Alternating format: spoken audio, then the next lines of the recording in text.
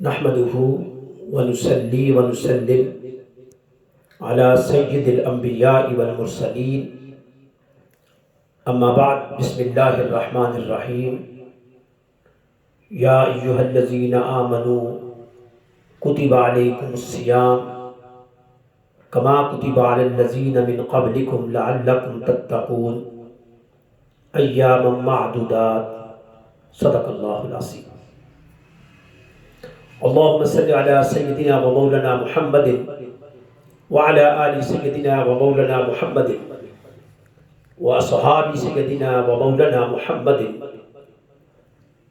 وبارك وسلم وصل عليه كما صليت وسلمت وباركت ورحمت وترحمت على إبراهيم وعلى آل إبراهيم إنك حميد مجيد. معزز خواتین و حضرات، السلام علیکم ورحمۃ اللہ وبرکاتہ. آج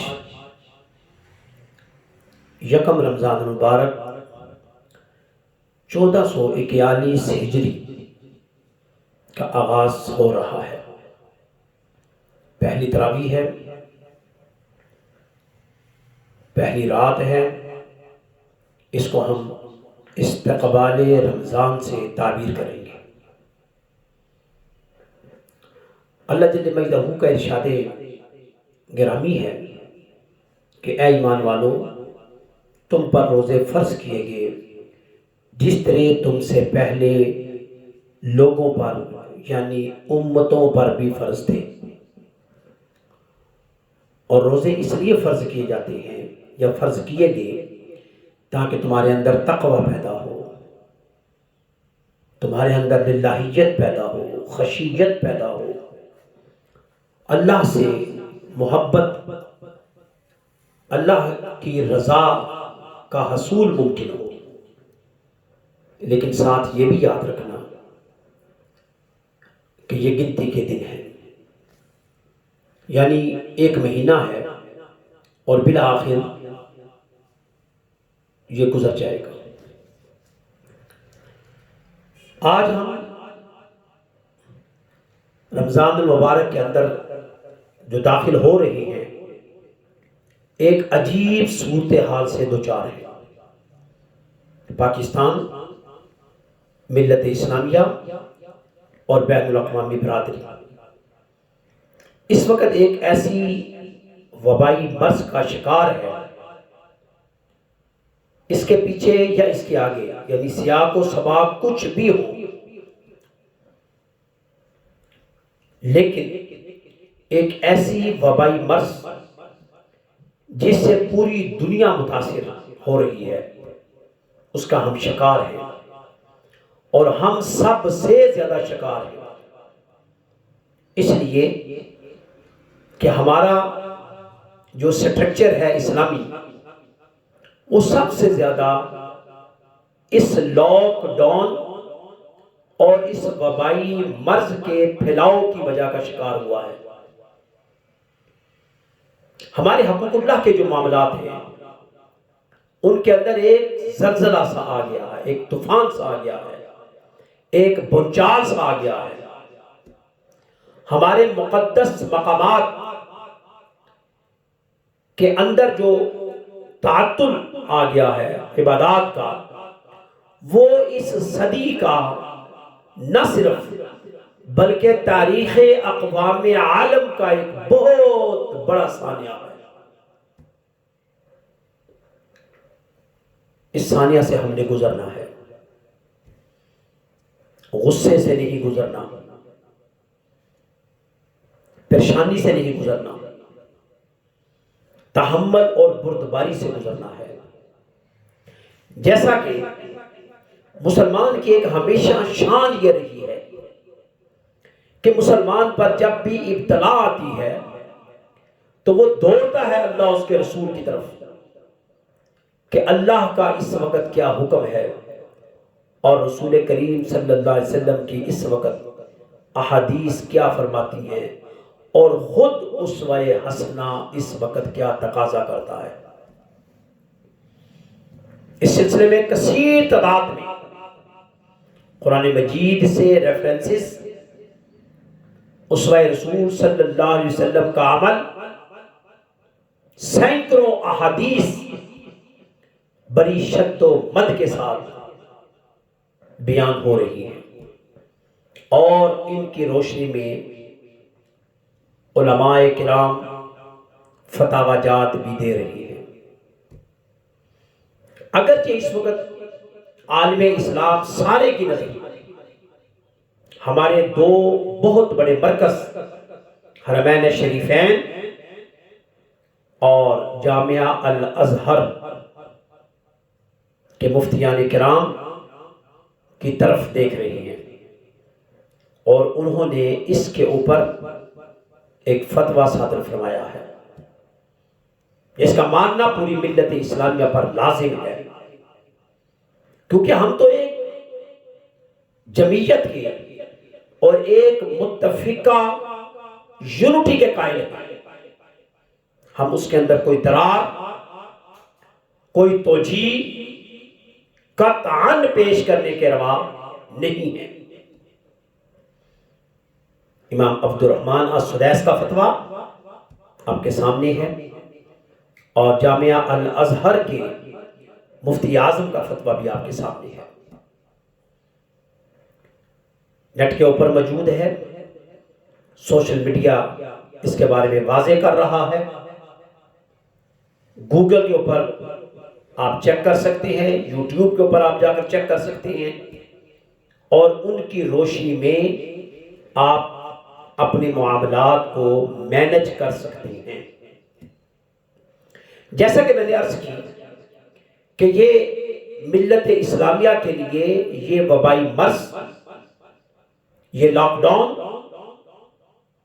سیاق و سباق سے ہٹ کر میں بات کروں یا سیاق و سباق کے اندر رہ کر بات کروں، اس کو سازش کا نام دوں یا نہ دوں، لیکن ایک چیز امر مسلمہ ہے کہ سب سے زیادہ ملت اسلامیہ کا نقصان ہوا ہے، سب سے زیادہ ہماری عبادات متاثر ہو گئی، ہماری اجتماعی جو گیدرنگ تھی روحانیت کی، جو گیدرنگ تھی وعظ و نصیحت کی، جو گیدرنگ تھی پند و نصائح کی، وہ متاثر ہوا۔ رجب کا مہینہ بہت قیمتی مہینہ تھا، وہ تقریباً اجتماعی عبادت سے خالی گیا۔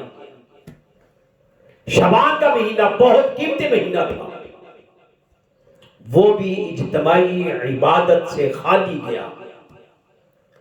شب معراج، جہاں پر پیغمبر مصطفیٰ صلی اللہ علیہ وسلم کے آفاقی معجزے کا تذکرہ تھا، اور شبان المعظم کی رات، شب برات، جو بجٹ کی رات تھی، اس رات کی جو عبادت تھی، اجتماعی عبادت، وہ متاثر ہوئی، اور اب ہم داخل ہو رہی ہیں رمضان المبارک کے مہینے کے اندر، اور ہم جہاں پر کھڑے ہیں وہ انتہائی تکلیف کا ذریعہ ہے کہ ہماری مساجد قرآن کریم کی تلاوت سے، سماعت سے، ہماری اجتماعی عبادت کی یکجہتی جو تھی اس سے، ہماری اجتماعی سحریاں، اجتماعی افطاریاں، اس کے فیوز و برکات سے، ہمارا جو غرباء اور مساکین کے لیے اہتمام کے ساتھ کھانوں کی تقسیم کرنا تھا، اس سے ہم محروم ہو گئے۔ بلکہ حرمین شریفین کے اندر سحری اور افطاری کے دسترخوانوں کا اہتمام کیا جاتا تھا، اس سے ہم محروم ہوئے۔ العیاذ باللہ، اس میں کیا میرے مالک کی مرضی ہے، کیا حکمت پوشیدہ ہے، یہ خدا ہی جانتا ہے یا اس کا رسول جانتا ہے صلی اللہ علیہ وسلم۔ لیکن چونکہ باصیت پاکستانی شہری ہونے کے ناطے ہمارے اوپر کچھ لازم ہے، کچھ ہمارے اوپر پابندیاں ہیں. ہم نے اس پابندی کے دائرے میں رہ کر اپنے آپ کو لے کر چلنا ہے. میں آپ سے یہ نہیں کہوں گا کہ وبائی مرض سے آپ ڈر جائیں، یا موت کا ایک وقت متعین ہے وہ آ کر رہے گی، چاہے وہ بیماری کی شکل میں آئے، چاہے وہ طبعی آئے، چاہے حادثاتی آئے، لیکن احتیاط کا بھی تو حکم ہے. وہ احتیاط جو کہ اس وقت حکومت کی سطح پر ہم پر لاگو اور نافذ کی جا رہی ہے، ہم پابند ہیں اس احتیاط پر چلنے کو. جیسا کہ اس وقت پوری دنیا کے اندر بشمول پاکستان کے اندر لاک ڈاؤن کے اندر قانونی سطح پر دفعہ 144 کا نفاذ ہے. یہ دفعہ جو ہے یہ تقاضا کرتی ہے کہ 2 یا 2 سے زائد افراد کسی ایک جگہ پر اکٹھے نہیں ہو سکتے، سڑک پر نہیں گھوم سکتے، کسی جگہ پر اجتماعی شکل اختیار نہیں کر سکتے. لامحالہ دکانیں کھلیں گی، لوگ آئیں گے جائیں گے، تو وہ انفرادیت ختم ہو گئی، گیدرنگ آ جائے گی. کاروباری زندگی کے اندر ملازم ہے، مالک ہے، کوئی لینے والا آ رہا ہے، کوئی دینے والا آ رہا ہے، گیدرنگ ہوگی. کئی اور چیزیں ایسی ہیں جہاں پر گیدرنگ ہوگی، جہاں پر گیدرنگ کو روکنے کے لیے اس دفعہ کا نفاذ کیا گیا تاکہ بائی لا لوگوں کو روک کر اس وبائی مرض سے بچایا جائے، اس کی روک تھام کی جائے، اور لوگوں کو کہا جائے کہ لوگ اپنے گھروں کے اندر اپنے آپ کو محفوظ سمجھیں، خود بھی گھر میں رہیں، اپنے بچوں کو بھی گھر میں لے جائیں. سوائے ایک طبقے کے جو کہ میڈیکل کے ساتھ وابستہ طبقہ ہے، جس میں ڈاکٹر صاحبان آتے ہیں، جس میں فارماسسٹ آتے ہیں، جس میں نرسنگ آتی ہیں، جس میں اور پیرامیڈیکل سٹاف بالواسطہ یا بلا واسطہ جو ان کے ساتھ منسلک ہے وہ سب لوگ آتے ہیں. وہ اس وقت فرنٹ لائن پر قربانی کے لیے کھڑے ہیں. اس کے ساتھ ساتھ ان کے تحفظ کے لیے فورس کھڑی ہے، چاہے وہ انتظامیہ پولیس کی شکل میں ہے، چاہے وہ انتظامیہ فوج کی شکل میں ہے. ہمارا حق بنتا ہے کہ ہم ان تینوں کو خراج تحسین، خراج عقیدت بھی پیش کریں اور ان کا احترام اور ان کا ادب بھی کریں. اس وقت علماء کے مابین اور اسٹیٹ کے مابین ایک معاہدہ طے پایا جس کے اندر یہ ہے کہ آپ کوشش کریں کہ اپنی تراویح گھر میں پڑھیں، مسجدوں میں گیدرنگ کم سے کم رکھیں، اور مسجد کے اندر احتیاطی تدابیر کا جو اہتمام ہے وہ بھرپور طریقے سے رکھیں. وضو گھر سے کر کے جائیں اور فرض کی ادائیگی کریں اور نماز کی ادائیگی کریں اور فوراً واپس آ جائیں. وہاں مصافحہ، معانقہ، تبادلہ خیال اور آپس میں بیٹھنا اور آپس میں کافی دیر تک اس سے اجتناب کریں. یقیناً ہم اصلاح کے پابند ہیں اور ہمیں پابندی کرنی چاہیے. اب آئیں ایک اس میں سمجھ رہا ہوں کہ میرے آقا علیہ السلام کی جو آفاقی رسالت ہے اور قیامت تک رہے گی، آج اس صدی کے اندر وہ حدیث مکمل ہو رہی ہے، اس حدیث کا ظہور ہو رہا ہے جس میں آپ صلی اللہ علیہ وسلم فرمایا کہ اللہ تعالیٰ نے دیگر امتوں کی نسبت میری امت کے لیے پوری زمین کو مسجد قرار دے دیا. کتنا بڑا جملہ ہے، پوری زمین کو. اور آپ کا گھر جو ہے اس کو بھی تقدیس اور تطہیر دے دی گئی. بلکہ میں ایک مغربی مفکر کا یہ قول پڑھ رہا تھا تو انہوں نے کہا کہ ہم مسلمانوں کے اس عمل سے بڑے حیران ہیں کہ وہ جتنا تقدس اپنی عبادت گاہ کو دیتے ہیں اتنا ہی تقدس وہ اپنے گھر کو دیتے ہیں. جس طرح مسجد میں داخل ہونے کے لیے وہ جوتے اتار لیتے ہیں، اسی طرح جب گھروں میں داخل ہوتے ہیں تو وہ اپنے جوتے اتار کر گھر میں داخل ہوتے ہیں، اور انہوں نے جوتوں کے لیے ایک الگ سا خانہ بنا رکھا ہے جو کہ اپنے روم سے باہر اتار کر رکھتے ہیں۔ اپنے گھر کو اس حد تک تقدیس اور تطہیر کی علامت سمجھتے ہیں۔ آج اللہ نے یہ موقع دیا ہے کہ آپ گھروں میں تو ویسے ہی تشریف فرما تھے، باتیں کر رہے تھے، شطرنج کھیل رہے تھے، لوڈو کھیل رہے تھے، فلمیں دیکھ رہے تھے، یا مختلف ڈرامے دیکھ رہے تھے، رسالے پڑھ رہے تھے، سارا دن پیکج لگا کر ٹیلی فون کر رہے تھے یا سن رہے تھے۔ اللہ نے موقع دیا آپ کو، آئے کیوں نہ ہم اپنا ایک شیڈول بنا لیں، رمضان کو ملحوظ خاطر رکھتے ہوئے ایک شیڈول طے کر لیں۔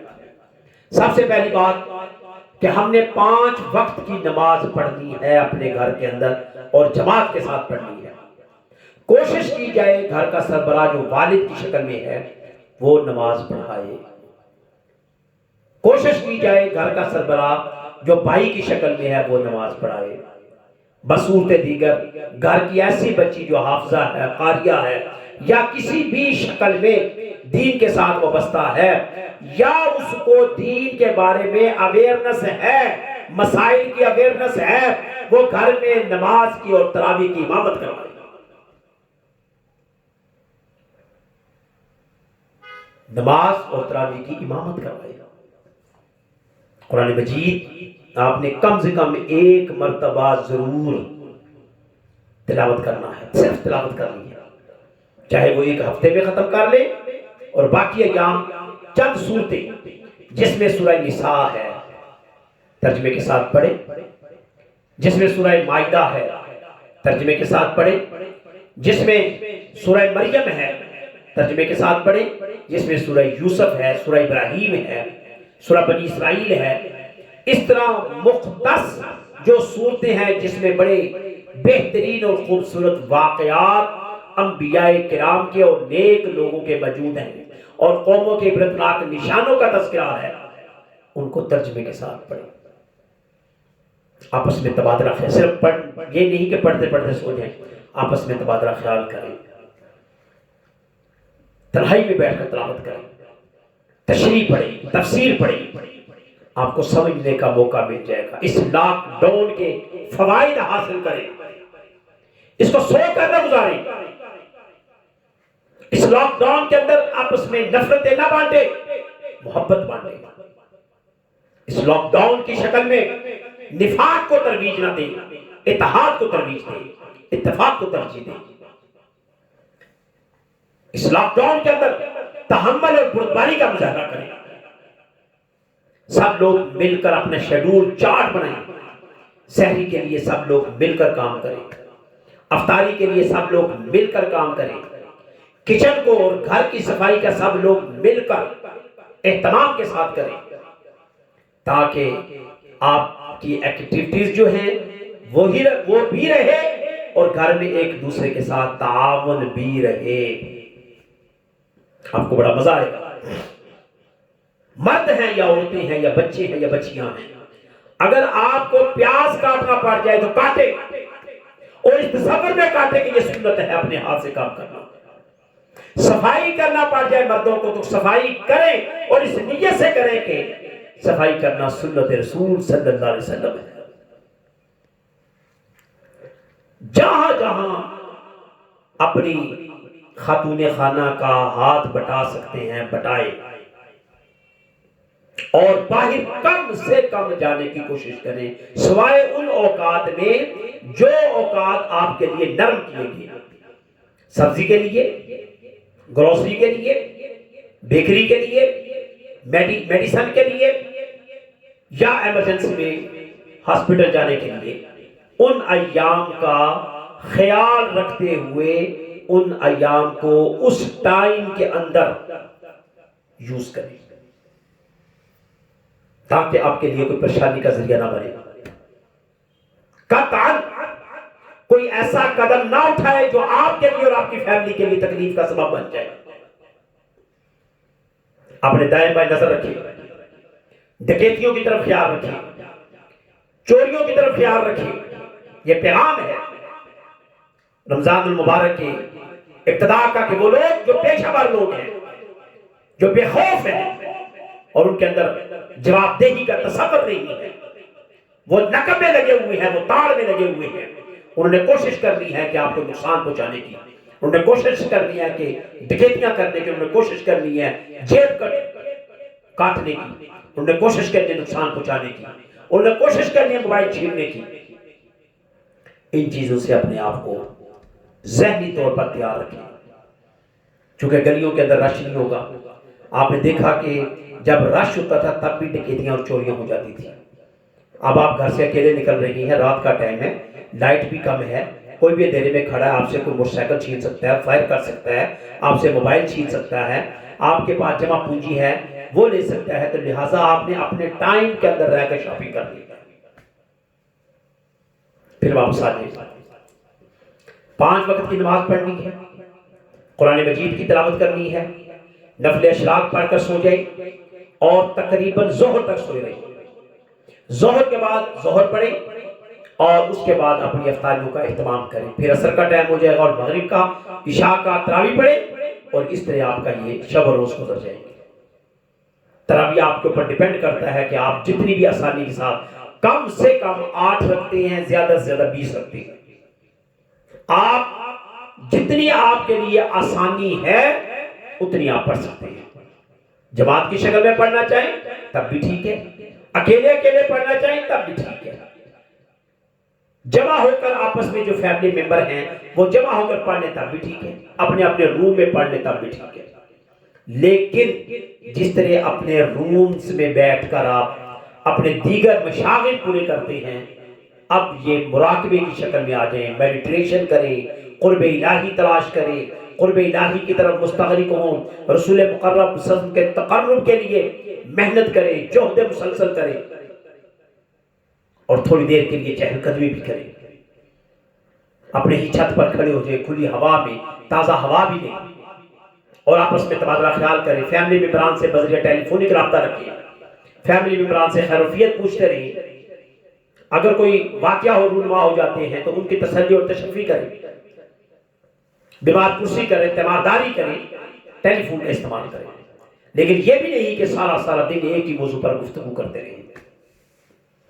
تو جو بہنیں اور بیٹیاں ادارے کے ساتھ منسلک ہے جہاں پر تراویح کا اہتمام ہو رہا ہے، وہ بھی اپنی محدود لمٹ کے اندر رہ کر، اپنے گھر کی 4 دیواری کے اندر رہ کر، تاکہ آپ کا محلہ ڈسٹرب نہ ہو، تاکہ آپ کے قرب و جوار کے لوگ ڈسٹرب نہ ہو، صرف اپنے ہی کمرے کی حد تک کوئی سپیکر کا استعمال نہ کریں، کوئی اونچی آواز کا استعمال نہ کریں، اپنے یکسوئی کے ساتھ عبادت کریں.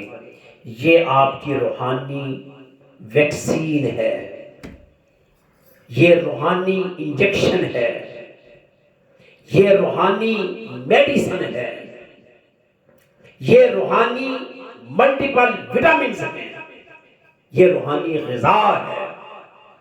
اس کو بھرپور طریقے سے استعمال کریں اور روزہ رکھیں. روزے رکھنے کے آپ کو یہ فائدے ہوں گے کہ آپ کا معدہ ٹھیک ہو جائے گا، آپ کی گیسز جو پیٹ کی ہے وہ ٹھیک ہو جائے گی، آپ کا جو ہارٹ کا مسئلہ ہے وہ ٹھیک ہو جائے گا، آپ کا شوگر کا جو مسئلہ ہے وہ ٹھیک ہو جائے گا، آپ کا بلڈ پریشر کا جو مسئلہ ہے وہ ٹھیک ہو جائے گا. آپ بار بار جب وضو کریں گے آپ کی آنکھوں کے مسئلے، آپ کے منہ کے مسئلے، آپ کے کانوں اور ناکوں کے مسئلے، گردن کے مسئلے، یہ سب حل ہو جائیں گے. بار بار وضو کرنے سے ایک تو آپ بیماری سے محفوظ رہیں گے، وبائی امراض سے اور وبائی تکلیف سے محفوظ رہیں گے. دوسرا یہ ہے کہ آپ وضو سے اللہ کے رسول صلی اللہ علیہ وسلم کی اس حدیث کہ ان کے چہروں پر قیامت والے دن نور چمک رہا ہوگا، پوچھا جائے گا یہ کون لوگ ہیں؟ فرمایا جائے گا کہ یہ امت محمدیہ کے وہ لوگ ہیں صلی اللہ علیہ وسلم جو ہر وقت وضو میں رہتے تھے. تو وضو سے آپ کے چہرے چمک رہے ہوں گے. وضو کی طرف توجہ کیجیے گا. اور آج آپ کی میڈیکل سائنس بھی یہی کہتی ہے کہ ہاتھ کو دھوتے رہیں اور کلی کریں اور غرارے کریں اور آنکھوں پر چھٹے ماریں، خوب چھٹے ماریں، چونکہ جو وائرس جو ہے ان ہاتھوں کے ذریعے، منہ کے ذریعے اور آنکھوں کے ذریعے ایفیکٹ ہوتا ہے. اس کو ڈیفیکٹ کرنے کے لیے، ڈی ایکٹیو کرنے کے لیے آپ نے بار بار ہاتھوں کو دھونا ہے. اور بار بار دھونے کی بجائے آپ وضو کرتے رہیں روٹین میں، پورا وضو کریں تو یقیناً آپ بے شمار امراض سے اپنے آپ کو محفوظ کر لیں گے۔ تو طے ہوا کہ نفل اشراق پڑھیں گے اور اس کے بعد 10 سے 11 بجے کے درمیان نفل چاشت پڑھیں، مغرب کے بعد نفل اوابین پڑھیں۔ ہمارے واٹس ایپ کے جتنے بھی گروپ ہیں وہاں پر آپ کو انسٹرکشن ملتی رہے گی، آپ وہاں پر اس کو اپنا جوائن کریں۔ یوٹیوب کے اندر آپ کے پاس لیکچر ہیں، وہاں پر آپ لنک دیکھیں، یوٹیوب سے اندر لیکچروں کو سنیں، جو بھی آپ کو موقع ملتا ہے کوشچن کرنے ہیں وہ آپ واٹس ایپ گروپ کے اوپر کریں، فیس بک کے اوپر کریں۔ دین کو اپنا فریضہ سمجھتے ہوئے صدقہ جاریہ کی شکل میں مثبت انداز سے، پازیٹیو انداز سے صدقہ جاریہ کے طور پر اس کو عام کریں اور لوگوں کو ہمت دیں۔ لوگوں کو یہ نہ کہیں کہ وہ گداگر بن جائیں، لوگوں کو یہ نہ کہیں کہ وہ لوگوں کے سامنے دامن پھیلانا شروع کر دیں، لوگوں کو یہ نہ کہیں کہ وہ معاملہ بچانا شروع کر دیں۔ ان کے اندر استقامت ہو، ان کے اندر صبر ہو، ان کے اندر اہتمام ہو۔ ان کو بتائیں کہ لا تقنطوا من رحمت اللہ، اللہ کی رحمت سے کبھی بھی مایوس اور نا امید نہیں ہونا چاہیے۔ فضول خرچی سے اپنے آپ کو بچا لیں۔ ولا تسرفوا انہ لا يحب المسرفین، فضول خرچی کرنے والوں سے اللہ محبت نہیں کرتا۔ فضول چیزوں کو کلیکٹ کرنا، جمع کرنا، شاپنگ کرنا، خریداری کرنا سب کلوز کر دیں۔ اس وقت بس یہی کام ہو کہ آپ نے بھرپور گھر کے اندر رہنا ہے، روزہ رکھنا ہے، ساری افطاری کرنی ہے، اجتماعی نماز پڑھنی ہے، درود پاک پڑھنا ہے، صلاۃ السلام پڑھنا ہے اور ایک دوسرے کی رہنمائی کرنی ہے، دین کے اعتبار سے کرنی ہے۔ یہ موقع جو اللہ تعالیٰ نے آپ کو دیا ہے کسی نہ کسی شکل میں اور پوری دنیا کو دیا ہے، اس موقع کو اس موقع سے فائدہ اٹھا لیں۔ آئندہ زندگی میں اس قسم کا موقع نہیں آئے گا۔ اور اس پیغام کے ساتھ میں بات اپنی مختصر کرتا ہوں اور ختم بھی کرتا ہوں کہ بہت جلد دنیا کا نقشہ بدلنے والا ہے، بہت بڑا چینج آئے گا۔ جو معاملات آج آپ دیکھ رہے ہیں، جب یہ لاک ڈاؤن ختم ہوگا آپ ایک نئی دنیا کو، نئی سوچ کو بڑھتے ہوئے دیکھیں گے، ایک نئے انداز سے لوگ ابھر کر سامنے آئیں گے۔ معاشی لوگ معیشت کو لے کر نئے اعتبار سے آئیں گے، سیاسی لوگ سیاست کو لے کر نئے اعتبار سے آئیں گے، مذہبی لوگ تخلیق کے میدان کو کھول کر میدان میں آئیں گے، سائنس سے وابستہ لوگ نئی نئی ایجادات لے کر سامنے آئیں گے اور آنے والی کئی صدیوں تک انسانوں کے لیے ایک بہترین پلان اور منصوبہ تیار کیا جائے گا۔ لہٰذا رمضان المبارک کے لمحات کو، ساعات کو اپنے لیے باعث رحمت سمجھتے ہوئے، باعث برکت سمجھتے ہوئے اس کو ویلکم کریں، خوش آمدید کہیں اور بھرپور طریقے سے اس کا استقبال کریں اور اس کے ساتھ اپنے آپ کو وابستہ کریں۔ رمضان کا اور قرآن کا بڑا گہرا تعلق ہے۔ رمضان کے جو مسائل ہیں، رمضان کے اندر جو زکوٰۃ کے مسائل ہیں، صدقات اور خیرات کے مسائل ہیں، سحری اور افطاری کی بجائے اس وقت چونکہ راشن جو خشک راشن ہے اس کا اہتمام کیا جا رہا ہے، اس کے جو مسائل ہیں یہ آپ کو اپنے اپنے گروپ سے اس کی رہنمائی مل جائے گی اور آپ کو مل بھی رہی ہے۔ اس کے مطابق اپنے آپ کو تیار کریں اور اس پورے جو سٹرکچر ہے، قوانین ہے، اس کو فالو کریں۔ اللہ تعالیٰ سے یہ دعا ہے کہ اللہ پاک ہمیں سمجھنے کی توفیق عطا فرمائے۔ یوٹیوب کے اوپر جہاں پر 365 درس ہے تفسیر فیضان القرآن کے، وہاں پر الگ سے موضوع صرف رمضان کے مہینے کے 30 درس موجود ہیں۔ استقبال رمضان پچھلے سال کا بھی لیکچر موجود ہے۔ یکم رمضان الکریم سے لے کر 30 رمضان الکریم تک درس آپ جب جائیں گے تو آپ لکھیں یکم رمضان الکریم درس ڈاکٹر حفیظ الرحمان بغدادی، وہ آپ کو یوٹیوب کے اوپر آ جائے گا۔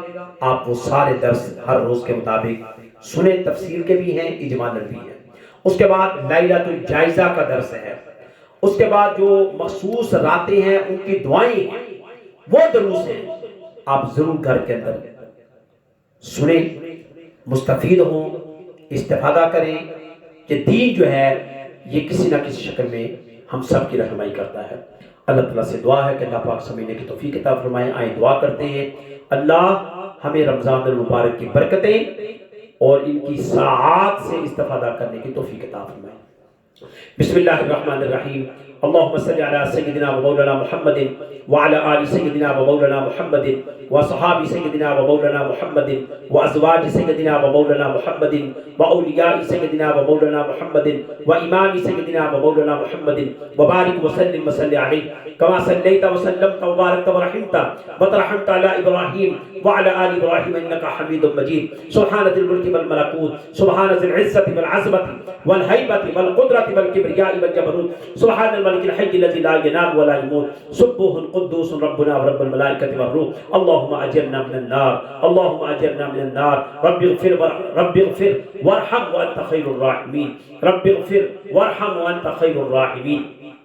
اللهم اهدني فيمن هديت وعافني فيمن عافيت وتولني فيمن توليت. یا الہ العالمین، پاکستان ملت اسلامیہ اور بین الاقوامی برادری کو اس اذیت ناک مرض سے نجات عطا فرما.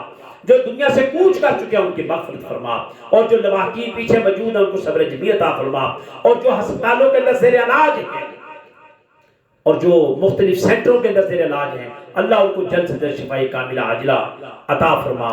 گھروں کی خیر ہو، گھر والوں کی خیر ہو، بچوں کی، بچیوں کی، بہنوں کی، بیٹیوں کی، سحری پکانے والوں کی، افطاری پکانے والوں کی، سحری تیار کرنے والوں کی، افطاری تیار، سب کی خیر ہو. بے اولادوں کو اولاد عطا فرما، جو صاحب اولاد ان کے اولاد میں تقوی للہیت پیدا فرما. ہمیں شر سے محفوظ فرمانا، چوری اور ڈکیتی سے محفوظ فرمانا. بے یار و مددگار جو ہیں ان کی مدد فرما، بے روزگار جو ہیں ان کی مدد فرما، اور جو سفید پوش ہیں مالک ان کی مدد فرما. اللہم ربنا تقبل منا انک انت السمیع العلیم وتب علینا انک انت التواب الرحیم. رب اغفر وارحم وانت خیر الراحمین وانت خیر الناصرین وانت خیر الوارثین.